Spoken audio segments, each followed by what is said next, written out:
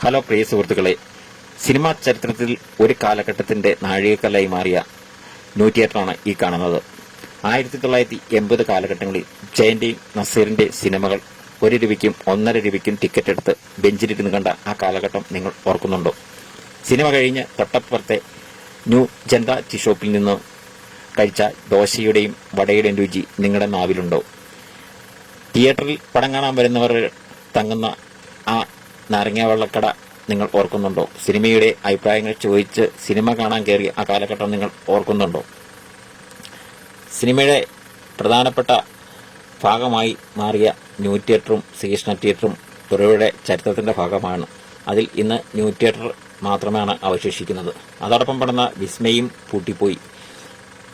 ഒരു കാലഘട്ടത്തിൽ ജനങ്ങളുടെ ആഗ്രഹങ്ങൾ അപ്രവാളിൽ കണ്ട് ആസ്വദിച്ചിരുന്ന ആ പഴയ കാലഘട്ടത്തിലോട്ട് ഈ തിയേറ്റർ കണ്ടപ്പോൾ അറിയാതെ ഒന്ന് സഞ്ചരിച്ചു.